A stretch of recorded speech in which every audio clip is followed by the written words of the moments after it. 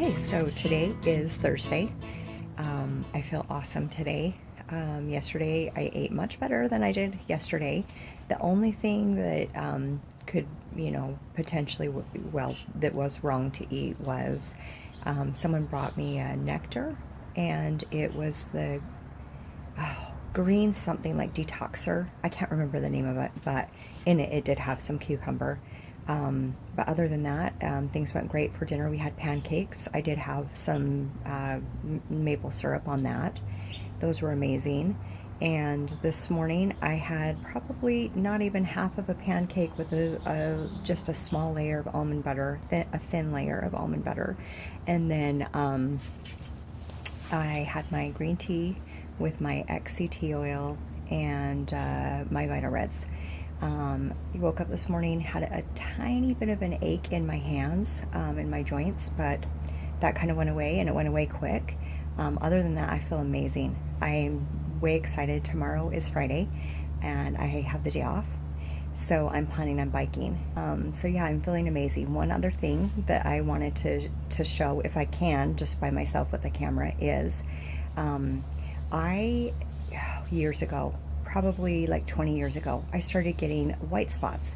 And when I'm out in the sun, I will get pretty dark. I tan pretty easily. But I started, especially on my legs is where I first noticed them. And then I had one spot on my arm was really prevalent, super white.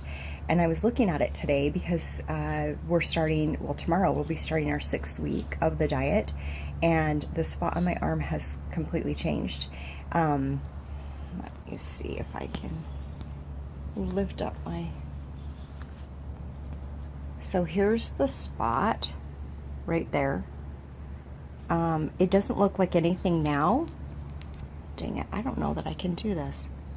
I want to hold a Q-tip up so you can see the difference of the whiteness of the Q-tip against my skin, because it was blaring white. It's not something a lot of people notice because I wear sleeves. So unless they saw me in my swimsuit, they would never really notice it, but it's something that I would notice, and it really bothered me because it was such a distinction in my skin, and it was such a large spot. But it's definitely starting to blend in with my skin. There's color. The melatonin is starting to come back in. Anyways, after work, I'll have Dave help me with a Q-tip and show you the difference, because I know Dr. Gundry talked about this in his book, and not that I didn't believe it, but it's cool to see it just on something like that happen with yourself. Loving the diet. Totally worth it. I can't believe how much better I feel, how much energy I feel.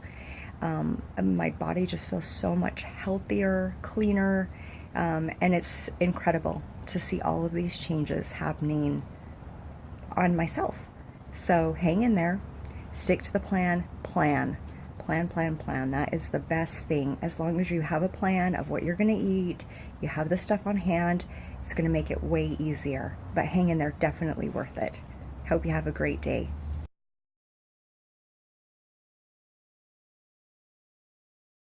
So it is now Thursday, last day of week 5, and I'm making my lunch/brunch. It's like around 12:30.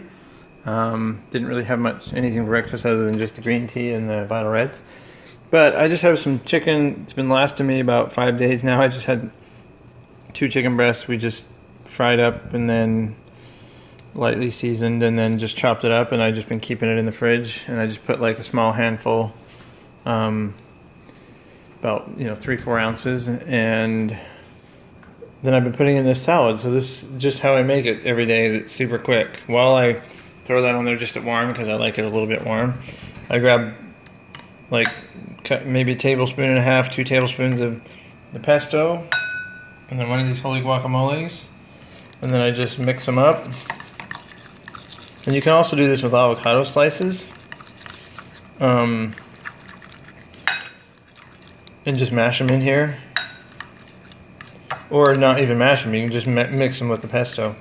And then I just take one of these romaine lettuce hearts, and I should be doing this on a cutting board, but oh well, I'll try it on here. And then I just slice down and make slices, just like that.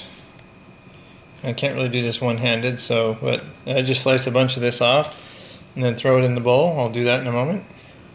There we go. I used about half of that romaine lettuce heart, and then I'll just throw it in here like that. Really should have used the cutting board, but oh well. Throw it in there like that, and then we'll just mix it up. So I'll just kind of mix it. It's gonna be hard to do with one hand, but I just kind of toss it in here like this. It's a little easier to do when I'm holding the bowl with my other hand, but so I'll do that now. Okay, I got it nice and mixed up, and right about now the chicken's probably close to being done. Let me just see if it's warmed up. Yeah, it's almost done. I'm just gonna let that cook for a few seconds longer while I put this stuff away. Okay, so I got everything put away, just cleaned up, and I'll come over here and grab this. Yeah, it's just warm. It's pre-cooked, so then I'll just dump it in there.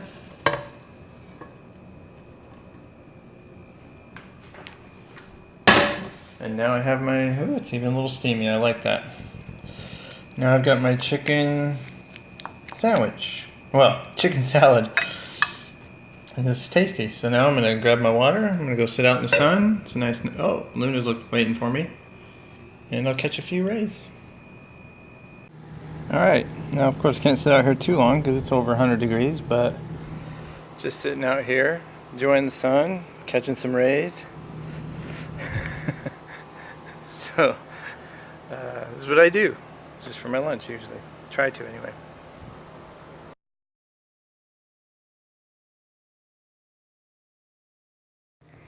Okay, so here I am, and Tasha has volunteered to help me show you that little spot on my arm that I was talking about. So Tasha, if you want to hold that, and we're gonna look at my arm. I just took a picture. Right there on my arm, you can see that spot compared to my fingernail. It used to be white, white, white. So that kind of shows you how it's starting to blend in, but that just shows you a contrast of my skin because it was just blaring white before. But pretty amazing that it's just eventually starting to fade in there. This was definitely my largest spot, my most noticeable, but you can kind of see I have some there on the backs of my arms. I've got some lower down on my arms, but anyway.